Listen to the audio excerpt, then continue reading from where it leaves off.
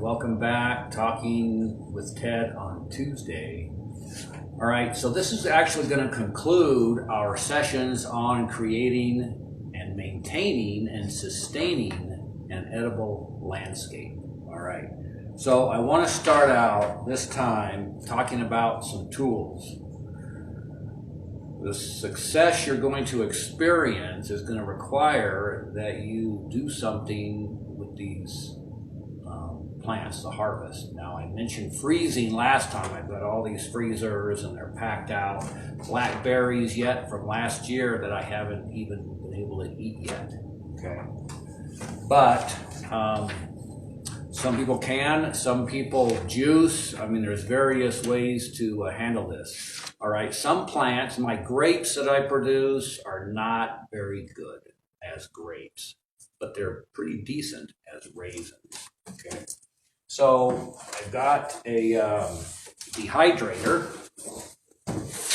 okay, and it's a small, one, but it'll handle the grapes and figs and apricots, and it could do other fruits as well. But I primarily use it for the grapes, and that's simply because my grapes don't produce yet. Now, it takes years for grapes to really come in well, and you have to cut this plant back, the spine, and get the trunk to be really stout, and then you can end up with some better grapes. So maybe in a couple of years, I'll have better grapes. In the meantime, I make raisins out of them, okay? And that has worked out pretty well, all right? Now, the other tool that I want to mention is this Vitamix. We can all relate to Tim the Tool Man, right? More power. Okay, that's what this is. This is not a blender, all right? This is a Vitamix, okay? It takes it up a whole nother level, okay? When the first couple of years harvesting prickly pear fruits, and as I'm sure you are aware, the fruits have glockets on them, very tiny spines, and you have to get rid of those. I would take a fruit on a knife, hold it over my backpacking burner, and singe off all of the spines. Then I would peel it. Then I would take out the seeds. So what I'm left with is about 3/4 of the plant mass, which goes in the composter. Would take hours for, a couple of batches of prickly pear fruits. Now, with the tongs, I throw them in the Vitamix. Sometimes I'll add the raisins or the figs or other things. I used to early on put in honey too, but I don't do that anymore. What used to take hours now takes minutes. Okay, and I have so much prickly pear fruit. It's kind of a puree, pasty substance. Okay, when the Vitamix is done with it, the seeds are the critical part where it's a little bit gritty.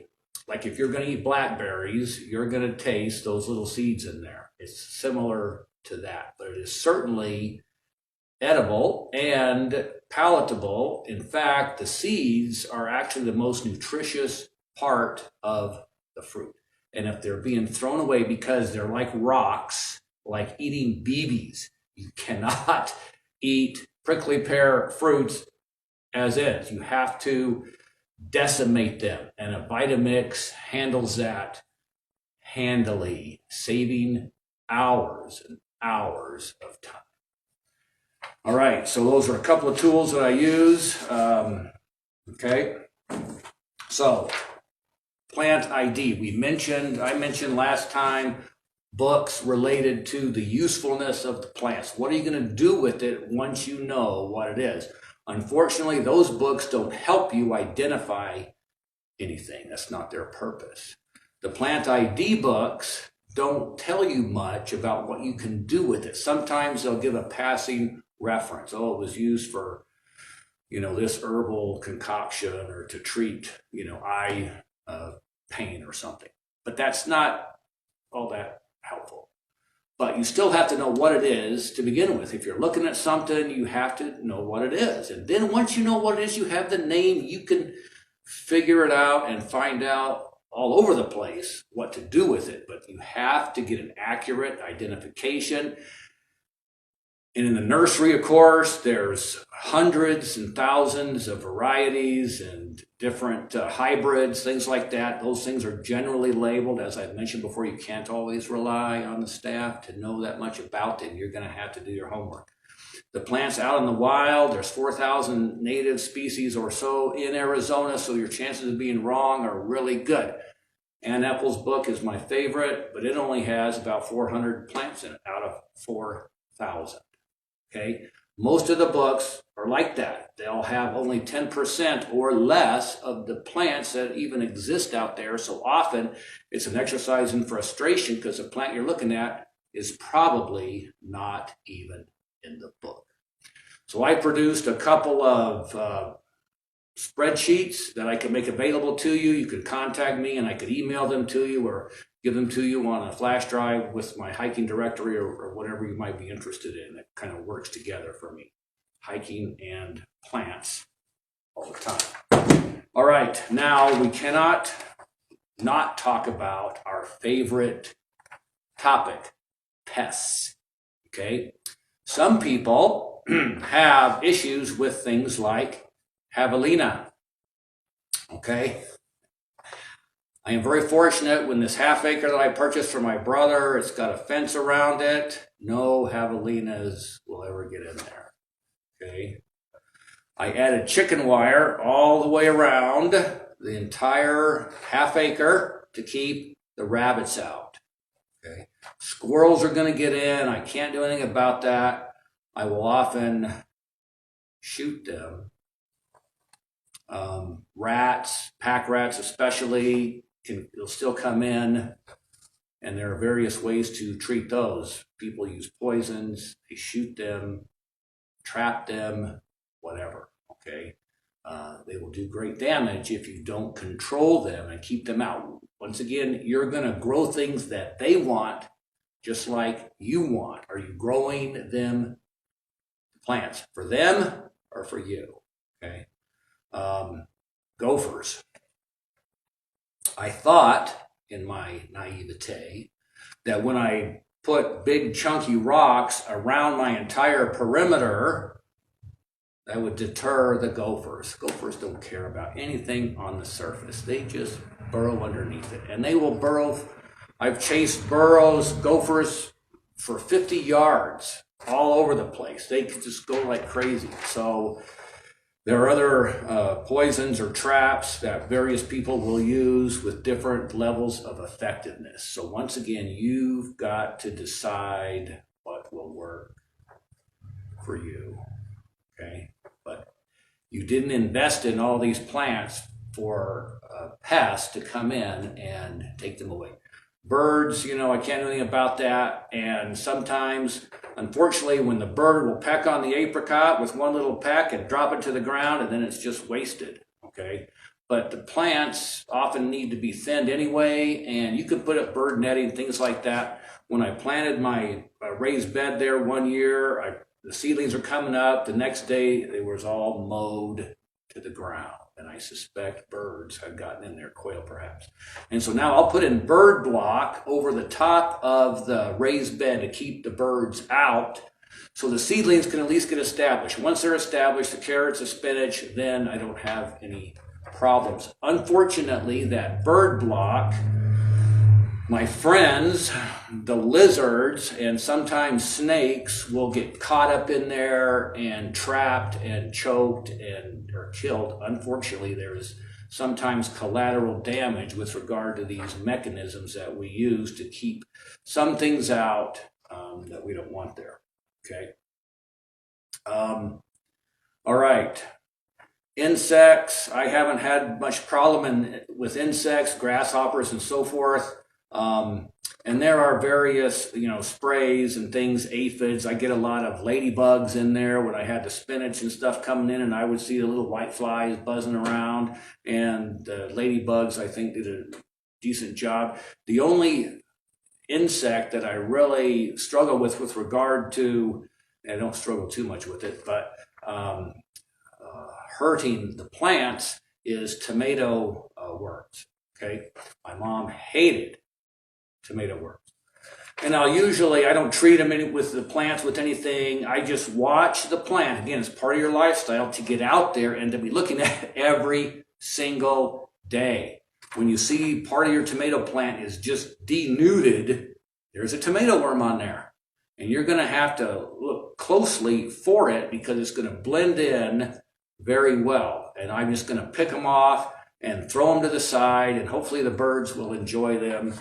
But I don't spray anything to keep those off there. I just have to watch it, and they don't get like a huge infestation. Some years, swarms of grasshoppers or beetles or various things will come in, and you may have to consult with our friend, county extension agent, for some guidance with regard to how to handle the issue.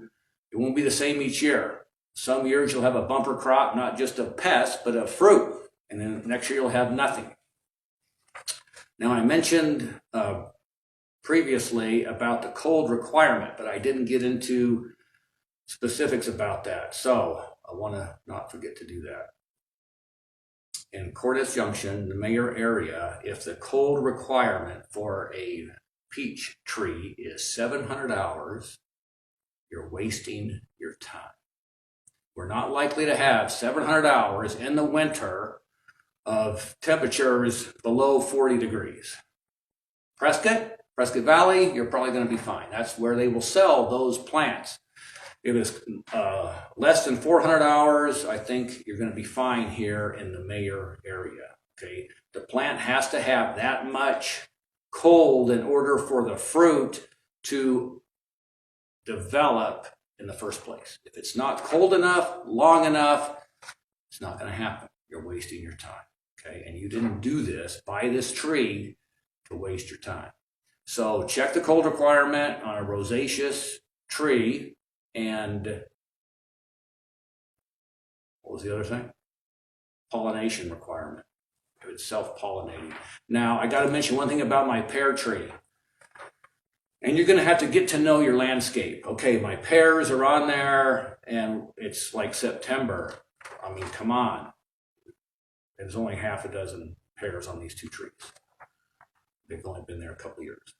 So I pick a pear, it's as hard as a rock. I set it aside, another one, and to let it ripen for 3 weeks, it's as hard as a rock. Okay. Finally, I just don't know what to do with it. So, and I'm not even sure what kind of pear it is. It's not a Bartlett. It might be a Bosc, but I'm not sure exactly.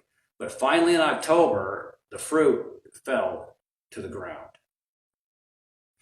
Try it. It took just a huge amount of time for it to ripen on the tree. That was the best pear I've ever eaten in my life.